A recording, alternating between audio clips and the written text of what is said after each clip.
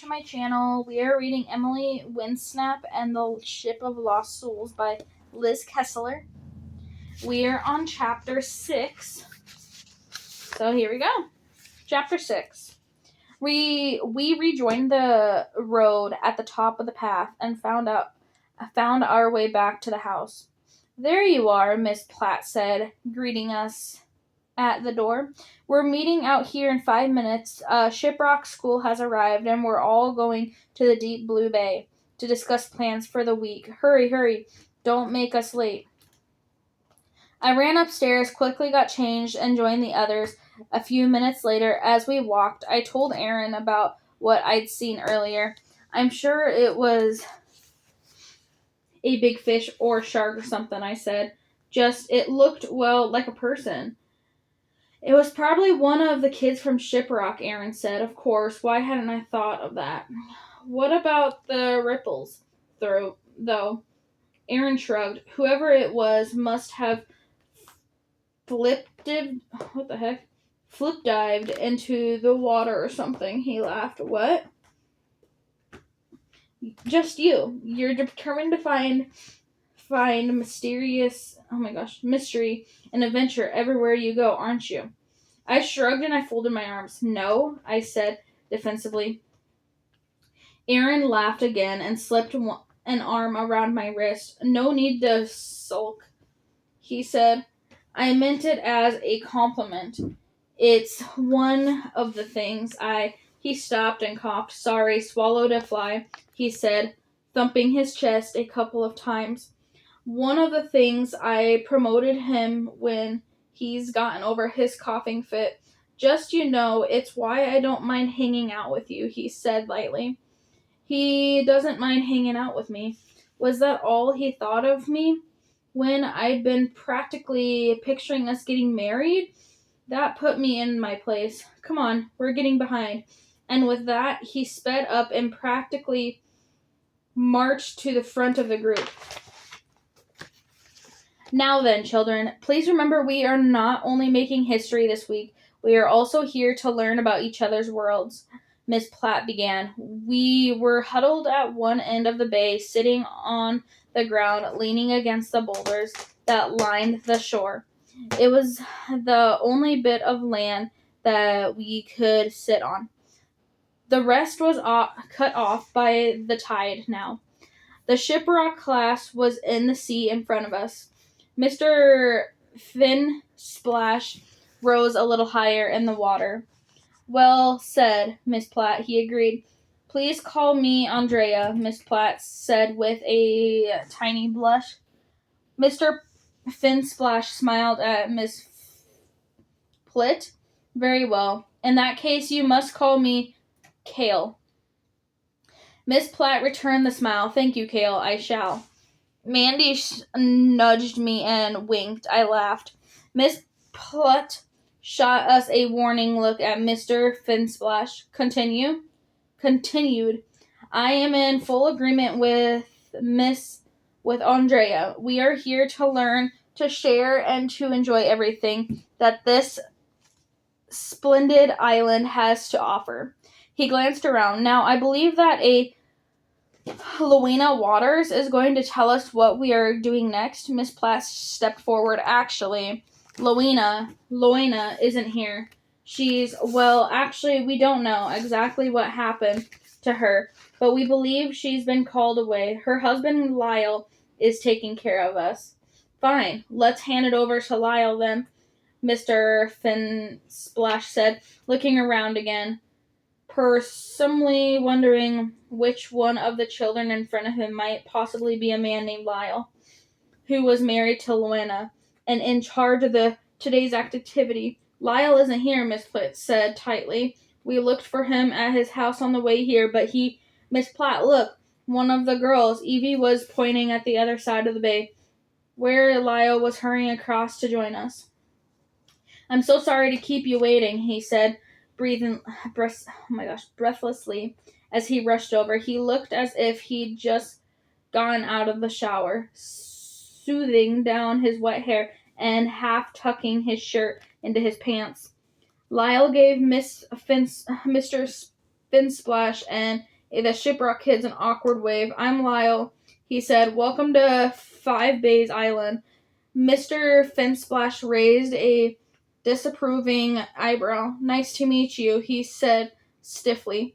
All right then, we're all here now, Miss Platt said. Shall we get on with the activity then? Yes, Lyle said. You do have the activity for us, Miss Platt asked impatiently. Well, actually, Miss Platt shot a, this is what we've had to put up with look at Mr. Finsplash, who decided to jump in and save the day, probably to impress Andrea. I've got an idea, he said brightly. First, let's split into boys and girls. We all dutifully shuffled into position in our separate groups. Now all of you form pairs. We started shuffling again. I looked for Mandy to see if she wanted to pair up with me. I hadn't finished. Mr. Finsplash announced. We stopped shuffling. One human, one mare, in each pair. That was easy. I sought out Shauna in a group in the water. She gave me a nod and a thumbs up. Miss Platt clapped her hands together like she does when one of us comes up with a good answer. Wonderful idea, she thrilled. Taking over from Mr. Finsplash, she went on. In your pairs, we'd like each of you to teach the others something new about your worlds.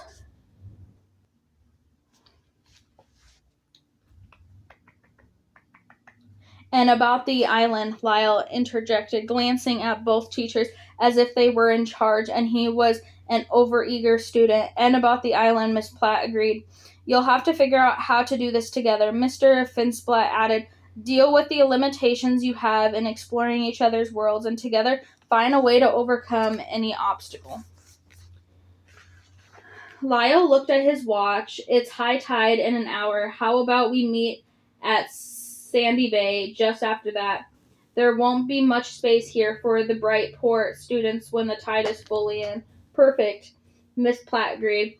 In your pairs, we want you to tell us what you have learned about each other's worlds, and then tell us something you have discovered together about the island. Mr. Finsplash concluded. Any questions? Tommy put his hand up. Yeah, Miss Platt, are you and Mr. Finsplash going to teach each other about your worlds too? We all started to laugh till a look from Miss Platt stopped us. Her eyes were stern, but her pink cheeks gave her away. Yes, Tommy, Mr. Finsplash said there's a very good idea, okay? What are you waiting for? Team up and get going. We'll see you in just over an hour at Sandy Bay. With that, the two groups shuffled and jostily and awkwardly made introductions. Luckily for Shauna and me, our teachers were too interested in getting to know each other to worry about whether it was cheating if we teamed up when we were already best friends. I slid into the water and Shauna and I swam off to gossip, chat, and then catch up while the others discussed how to go about their assignment. We got right down to the important matters. So are you and Seth officially boyfriend and girlfriend yet? I asked Shauna as we swam off. We stayed above the surface of the water, gently flicking our tails as we meandered out of the sea. I don't know, she admitted. He hasn't mentioned it, or neither have I. Maybe we'll figure it out while we're here. You like him, don't you? A good-looking boy who saved the narwhal from certain death is one of Neptune's closest advisors and clearly adores you. Let me think, I teased. You think he's good-looking? Of course, obviously not as good-looking as Aaron, but, he's okay. Shauna laughed and splashed water at me. Come on, let's explore, she said, diving under the surface and I followed her down. I marveled, as I always did, as the change in the life under the water. I'd been a mermaid for only the last year, or at least I'd only known I was a mermaid for the last that long. So it was all still relatively new to me. The silence of the underwater world, the bright colors, and the gentle swaying of the plant life at the bottom of the ocean. We zigzagged through the mini forest of seaweed, bright green tubes with feathery yellow tops reaching up towards the surface of the sea. Jostling against one another and stretched upward, like a crowd of people all craving the glimpse of the sky. We raced along the side of a pair of sleek black fish. They looked like mini skinny sharks, focused and serious, long-tailed, long-nosed, and fast. They seemed to be on a mission. They barely flicked their tails as they sped through the water. We let them zoom ahead. We swam past a shoal of tiny black fish swimming around and around to spinning circle constantly on the move, like a snowball getting bigger and bigger as it rolled down the hill. Below us, the sandy seabed was broken up by occasional clumps of rocks and weeds, and among them crabs and lobsters lie in wait like old men sitting outside their houses, watching the world go by and meeting up for games of chess and dominoes. Hey, look, I said, pointing ahead. The clumps of rocks seemed to give way to something else, or rather, they seemed to build into something else. The individual clusters of rocks became bigger and bigger until there was no sand at all, just rocks. The water grew colder as we swam above them. Look over there, Shauna said, gesturing ahead to where the rocks grew even higher and darker. We swam carefully towards them, weaving between the jagged top that reached higher and higher. Some of the peaks almost came to the surface of the water. It's like a mountain range, I whispered. It's incredible, Shauna agreed. As we swam over a particular high peak, my tail brushed against the rock. It almost scraped me. It was cold, rough. I was about to suggest we forget it and turn back when I noticed something. Shauna, it's like a secret path. On the other side of the peak, the range fell steeply away. It was a sheer drop down, not just from this peak, but all the way along the rocks. Suddenly, the seabed was a long, long way down. The water was clear blue, warm. I could see the sandy surface way down below us, a thin, winding channel within the rocky mountain range. Shauna and I stared along the channel, then turned and gaped at each other. Okay, I have officially never seen anything like this, Shauna admitted. You want to explore? Shauna twisted uncomfortably as she did. Her tail glittered and sparkled in newly clear water. I don't know if we should, she began. I mean, we've been out for quite a while. Maybe we should start heading back. I dragged Shauna into a lot of ventures in the past, and some of them have been pretty life-threatening. I wasn't going to draw her into another one if she wasn't up for it. I started to turn around to the swim back. Okay, you're right, I said. We probably should be heading. No, Shauna stopped me. I don't know if she'd seen the disappointment on my face or something about this hidden channel that ignited her curiosity too, but she pulled me back. Come on, we might never find it again. Let's just have a quick look. I'm sure we've got time. So we swam on. The channel narrowed and twisted and turned like a giant eel snaking along the ocean floor. We followed each curve and bend, marveling at the huge sheer cliff face on either side of us as we swam. We passed the shoals of tiny white and yellow fish swimming along in the line with an obedient brood of ducklings behind their mother, and shoals of blue and purple striped fish wide and round, moving along in perfect formation like a dancing troupe. 3 sleek black fish darted through the channel beside us before racing ahead like competitors hurrying to their offices. Small nests of seaweed bunched up here and there, green strands with their feathery yellow tops waving us on through the channel as tiny sand clouds puffed up between them. And then something weird happened. Everything stopped. The fish scattered and disappeared around the next bend. The seabed no longer sent up puffs of sand. Even the rocks seemed more still. All of the motion of the ocean had frozen. And then I gulped as I stared ahead, too shocked to speak, too enthralled to turn back and grab Shauna. Coming around the bend and heading directly towards us was a huge dark hole of ship. I tried to turn and swim away, but my tail had forgotten how to work. I couldn't move. The ship was coming right at me, an enormous deep blue hull with some kind of gold figurehead raised up out of the water at a bow. Any second now, it would hit me. What could I do? There was nowhere to escape to, no room in the channel to dive out of its way.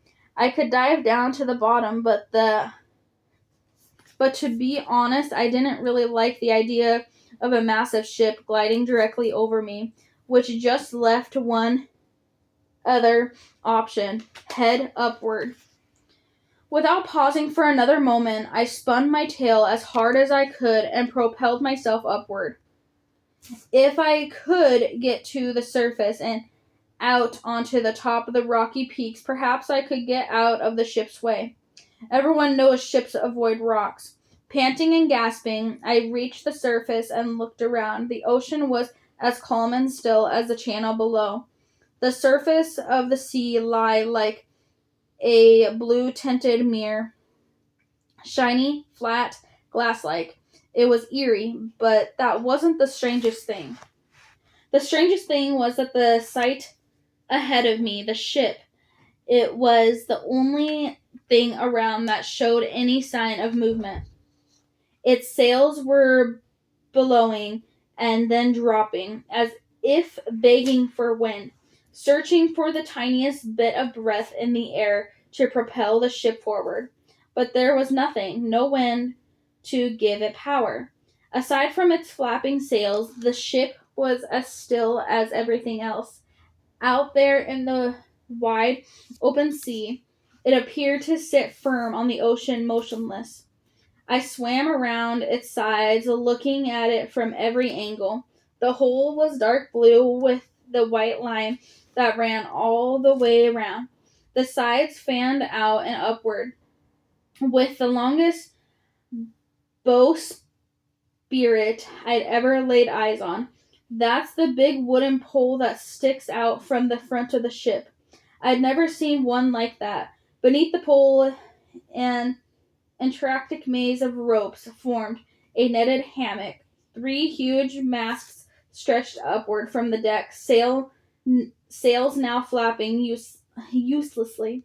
I'd seen these sails and this ship before, from the chair on the edge of the cliff. Surely it couldn't be. I wasn't 100% certain, but it was so similar, and you didn't often see tall ships like this. It had to be the same one. Up close, I could see the figurehead below the bowsprit.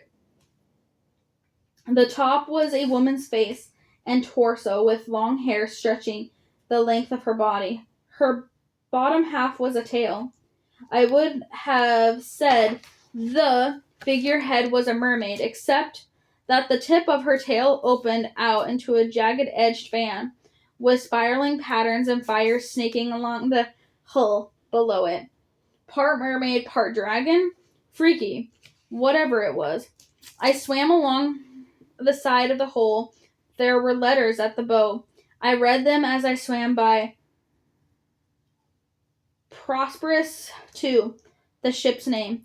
I swam towards the stern. That's the back end of the ship, swimming away from the ship so I could see higher. I craned my neck to look up. A wide, flat wooden deck looked polished to perfection. From the water, I could see only the edges of it, but it looked almost brand new. And then as I scanned my eyes across the planks, they seemed to come to life. Either I was seeing some sort of weird optical illusion from the sunlight that was shining on the water and sending sparkles across the deck, or there was some kind of disco going on up there. And there was something else. People. A man was sitting on the bench near the stern. A woman was twirling around the edge of the dance floor. Another group of people stood by the rails, looking through binoculars and pointing out to sea. Who were these people? Where did they come from? And why were they all so silent? Hey, I yelled. No one responded. No one even turned around. Maybe they were too busy having fun. I looked around. Where was Shauna? What the heck was going on here? An unpleasant cold feeling snaked through my body from my head to the tip of my nail. I suddenly felt alone out here with this. I dived back under the water and back down into the channel. Shauna! I called. Nothing. Where was she? The hull of the ship was still there, still dark, still huge. I swam towards it. Shauna! I called again, less certainly. I moved on along the side of the ship, heading back towards the bow and to where I'd last seen Shauna. A line of large portholes was dotted all the way along the hull. As I passed them, I glanced inside. Each one looked into a tiny cabin. They were all empty until I came to one with halfway along. I swam towards it and I glanced in, expecting to see the same dark emptiness inside. What I saw this time made me leap back so hard I hit my head against a rock. A woman. As I peeked in, she hurried to the porthole and started banging her hands against the glass. Her hair was long and red, strangling and messy. Her eyes were green and wide open. Her fist pumped against the window. Who was she? Was she real? A ghost? A mermaid? What? The woman banged harder against the glass. Her fist didn't make any sound at all, but the urgency of her movements was matched by the expression on her face. She needed help. What could I do? Her lips were desperately mouthing something, but I couldn't make it out of words certainly. It looked like she was saying, all my weather, or I'm a winner. What could it mean? I shook my head and I stared. I don't know what you're saying, I shouted at her. She called something back and looked like happy, happy. But surely she couldn't be saying that. The very last thing she looked was happy. She continued repeating the same thing, her mouth forming the words more and more urgently each time. And then I realized she was saying over and over it wasn't happy, happy. It was help us, help us. I stared at the woman, powerless and panicked. How could I help them? Who were they? Where had they come from? All I had were questions. I stared back at her, my own face reflected in the glass and porthole beside her. I looked almost as panicked as she did. As I watched, something started to change. The water was moving again.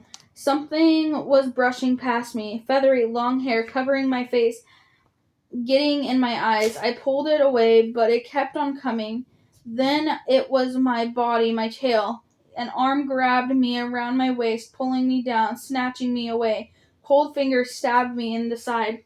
No, please, no! I shut my eyes and screamed. The hands were still on me, grabbing my elbow, shaking me. Emily! I kept my eyes closed as tightly as I could. I wasn't going to look. I didn't want to see it. A sea monster, a servant of Neptune, sent to kidnap me. I'd been through that before. I couldn't face it happening again. Emily! Wait, I knew that voice. I opened my eyes. When I did, I saw three things. They registered slowly, one by one, as my brain took each of them in. Thing 1, the person who had called my name was Shauna. Thing 2, the hands and monsters grabbing at me were in fact long trails of seaweed that I somehow gotten caught up in. Thing 3, the enormous, mysterious, non-moving ship that the moment ago had practically filled the entire valley was gone. And that is the end of chapter 6, guys. I will see you guys in chapter 7.